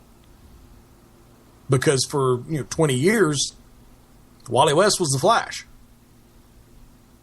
So I mean, you gotta come up with something. But those titles are all out. New titles are coming out next week, so we'll see what else. I'll have to see if I can get them all read. And then the ones that come out next week, we'll take a look at. DC Comics has officially said goodbye to Manhattan. Manhattan has been its home since the founding of National Allied Publications in 1934, over 80 years ago. They have closed up their New York offices to move to Burbank to be basically in the same complex as Warner Brothers. They tweeted out today, "Thanks NYC for being part of DC Comics history for so many years, and special thanks to everyone who's worked here over those years." They probably didn't expect the response that they got from Marvel Comics, though. Marvel Comics responded to the tweet with an animated GIF of the tearful farewell of Rocket Raccoon and Groot in the Guardians of the Galaxy. Wow. So it was actually pretty cool. I mean, because everybody thinks Marvel and DC are their competitors. But if you look at the people that are working at both places, with very few exceptions, they've went back and forth. They've all worked together. They've usually worked at the other place. Mm-hmm. And let's face it, both Marvel and DC have been in New York City for 80 years. Yeah. Because Timely Comics was what Marvel was when the company was originally started. It was called Timely Comics. And it was started in 1940 in New York City. And to me, it seems really odd that DC is not going to be in New York. It just seems weird. Yeah. Well, that's it. Yeah. Marvel's out of the bottle. What? Better than being out of the closet. Wow. Not that there's anything wrong with that. The whole Brainiac bottling up civilization, studying it. That's why they're moving, because Brainiac's coming to get the city. That's right. It's insider information. Spoiler alert! But I think it was really cool too that they tweeted that, and it was kind of like, you bicker with each other because you're trying to sell more comics than they are and all that stuff, but it's two companies that have been around that long, and like I said, they share so many employees and so much history that it's kind of like weird that to see them leave New York City for Marvel Comics. So this is another cool thing I saw actually today. The very first Wonder Woman sketches are up for sale. Really? The first concept sketches drawn of Wonder Woman in 1941 by artist H.G. Peter for William Moulton Marston, who was the guy who created Wonder Woman. What's his name again? Which one? The artist. You're an infant. They are up for sale for an undisclosed price. Wow. And as we always know, if you have to ask, you can't afford it. You can't afford it. Laura, honey, I know what you're not going to get for your I figured. birthday. The really cool thing about the sketches, on the margin, there are notes from both Marston and Peter discussing the various elements of the design. Like he sent the sketches over and says, okay, here's this. The eagle was really hard to get the perspective on. What do you think about this? And then Marston sent back notes with like little notations on different things he wanted him to work on. So it's a really big, that to me, that should be in the Smithsonian. Yeah. That should, I mean, because that is a huge piece of history. Absolutely. And to have stuff like that, like the little notes like that, to see the creative process as they were trying to figure out this character that ended up being a cultural icon. I really think that should be in the Smithsonian. Yes. But I'm sure somebody's going to plunk down a crap load of money. Oh, yeah. Chuck, we need to win the lottery, like, now. Okay, let's see. Yeah, you better move quick. If we get it, it's got to go to Smithsonian, so you never get to see it. They can borrow it from time to time. I'd give it to them and just go, okay, when I want to come see it, close the whole thing. And I get to touch it. I get a free pass. That's what she said. Hey now.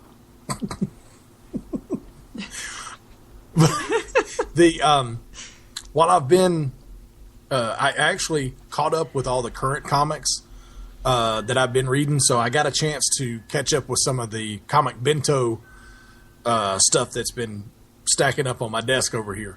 Mm-hmm. So in the last week, I've read the Shadow. Oh, I forget the name of the trade paperback, but it came in the crime and espionage comic bento box. I always love the Shadow. This one wasn't that great of a story because it was mainly, I like the gritty crime fighting Shadow. Yes. What? Who knows what evil lurks in the heart of men? The Shadow knows. I want to see him like in the kind of like Daredevil in the street, the dark, gritty streets fighting crime. Yeah. This one, he was in the Orient chasing Japanese soldiers who were trying to get uranium to make bombs. Yes. It was kind of weird. But the story maybe not so great, but what was great about it, the covers were all done by Alex Ross. Oh, sweet. The Shadow done by Alex Ross was phenomenal. Yes. It looked awesome. I'm sure. But I read that. I also read Green Hornet Blood Ties, which was really good. It was a lead-in to Kevin Smith's new Green Hornet series, which is Britt Reed and Kato's sons taking over the mantle of Green Hornet and I almost said Arrow, Kato from their fathers. So this was like the last hurrah for Britt Reed and Kato. They had basically cleaned up the city as best they could, and they revealed how they had done it. They had a dirty cop that they were paying off to get information about other dirty cops. And they had the Don of one of the crime families, one of the mafia bosses, was giving him, had made a deal with the Hornet to give him information about his rivals. Basically, okay, you leave me alone, I'll give you all the information about my rivals. Right. So it had, and the Hornet told him, okay, we'll do that deal until it's down to you and this other family. He was best friends with another mafia boss in town, so he basically said, you leave us alone, us two alone, until there's only us two, and then our deal's off. And that's, the Hornet said, okay, now everybody else is gone. Guess what time it is? Wow. So, it was a very good little series. The artwork was, it was a little, kind of the one of my problems I had with all the comics in the 90s is everybody was grimacing all the time. Mm. It kind of had that look to it. Was it Mark Waid? No. No, I don't remember who the artist was. But it kind of had that look. It kind of had a Mark Waid. Not quite as bad as Rob Liefeld, but kind of that thing where everybody's either screaming or grimacing or gritting their teeth. Constipated, yeah. But those were both Dynamite comics. I'm seeing a lot of really good stuff from Dynamite Comics. Again, you're talking about independent comics. You can find a lot of really good stuff in independent comics. The inker the penciler was Johnny Desjardins. Okay. I also read Miss Marvel is the new Miss Marvel trade paperback from Marvel Comics. She is a teenager, a Muslim teenager. So this is the first time that there's been a Muslim superhero. And they capture teenagers perfectly because you've got she doesn't quite fit in. She's got the issue of, she's different because she's Muslim, but she's trying to be loyal to her Muslim roots. But her parents are a little too hardcore Muslim, and she has to deal with going to school with blonde cheerleader types that seem nice but aren't quite. She's nice to be mean is I think the way they put it. And then she is actually an Inhuman. She's caught up. They was a Terrigen bomb that exploded over New York, just like what Sky and Raina went through.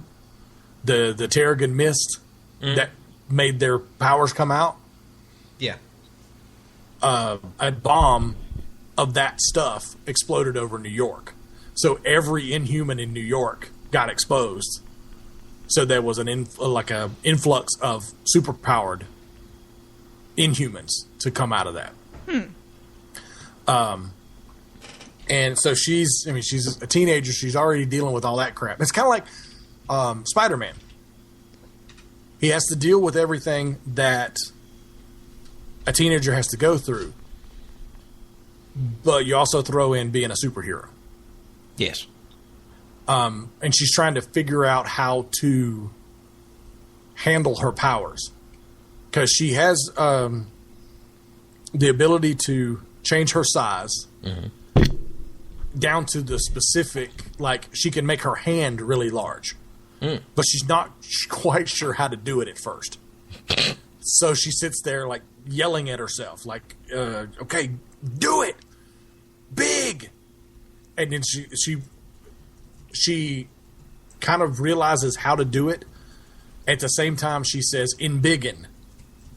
So now every time she wants to grow or get small, she says either "embiggen" or "disembiggen." So it's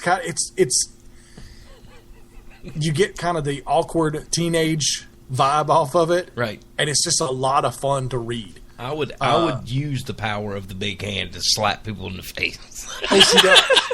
She does constantly. Slap. And the reason she became Miss Marvel is because she's a huge Avengers fangirl. So she imagines, hey, if I have powers, I would be like Captain Marvel. So she first gets powers. She changes her appearance and she looks like Captain Marvel. So everybody is like, "Oh, hey, look, it's Captain Marvel," and she's like, "Wait a minute, I think she'd probably get pretty pissed about that. So let's figure out a different way to look." But it's if you can go out and pick up some of the new Miss Marvel, you should. It's a lot of fun to read, and it's got a lot of good. I mean, it's a nice little update of comic issues. Because, having someone who's a Muslim is something that comics need to deal with. You have a different slice of the population now, and different things that people have to deal with. So I think it's a nice updating.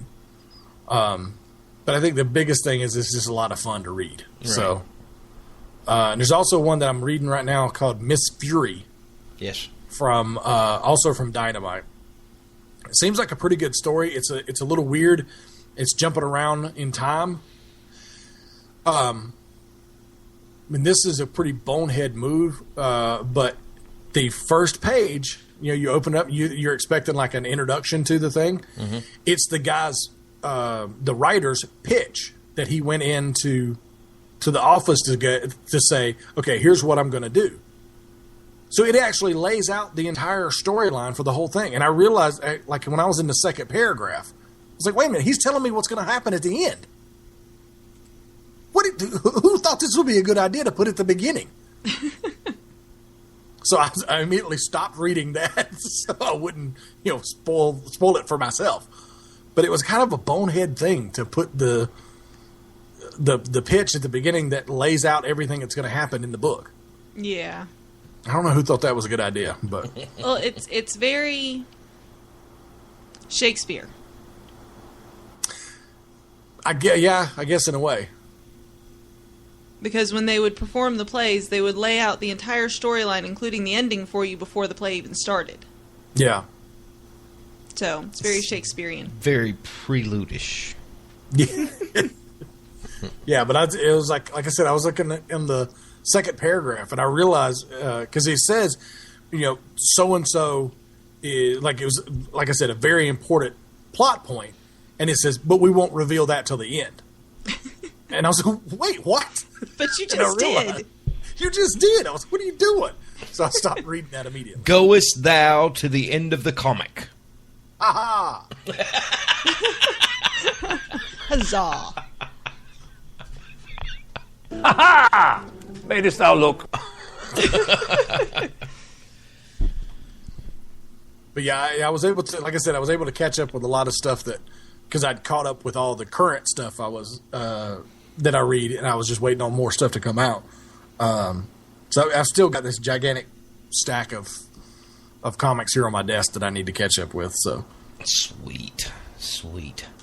All right, let's see how much time we got here. Well, we've got a little bit. So what we're going to do is we're going to take a break.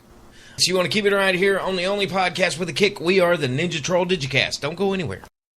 Hi, folks. This is Chuck Charles from the Ninja Troll Digicast. Are you an owner of an online business and are needing help getting the word out about your business? Online media is on the rise. More and more people are listening to podcasts just like this one every day. If you are serious about getting your online business to grow, then let the Ninja Troll reach that prime audience. Reaching more and more people online is what you really want to do. Contact us at ninjatrolldigicast@gmail.com. Show the World Wide Web that you mean business. Reach out to us today. That address again, ninjatrolldigicast@gmail.com. Don't worry. We're all trained media professionals. I'm a dragon. The decline of Western civilization. The Ninja Troll Digicast. Put that shit on everything. All right, so you get a little sneak peek on what goes on behind the scenes here at the Ninja Troll Digicast. That's what happens when you don't hit the mute button. Sorry about that. Were we not muted the whole time? No, I was not muted the whole time. Oh. Nice. Hope I didn't say anything to offend anybody. I don't think that I did. I just gave a countdown, which proves that I do have some intelligence, by the way. You can count backwards from 10.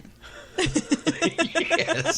So with that being said, let's move on to the final segment here on the Ninja Troll Digicast. Here's what we learned on this week's Ninja Troll Digicast. Well, obviously, I'm going to start off here, and I'm going to say, yes, the mute button has a very, very important part that it plays here on the Ninja Troll Digicast. Is that what you learned? That's what I've learned. That's what I've learned. Tim? I learned that apparently I snort every once in a while. But I learned that Alyssa Milano is a booby terrorist. Technically, she was booby terrorized. I wonder if they threw the milk out the booby hatch. That's what I want to know. Good Lord. Laura, what did you learn? I learned that if you two aren't going on about Uranus, you're going on about boobs. It's taken you this long to learn that? I'm just pointing it out. Okay. Wow. As long as you know that. It was reinforced this week. Yes. Yes. All right, folks. Thank you for joining us for this stirring rendition of the Ninja Troll Digicast. We look forward to being back with you next week, where we're going to give you the rundown on what's happened on Daredevil. Yes. Yeah. And we're going to have a whole lot more fun. So until then, we here at the Ninja Troll are saying we're up, we're out, and we're gone. Bye. You've been listening to the Ninja Troll Digicast on Spreaker.com.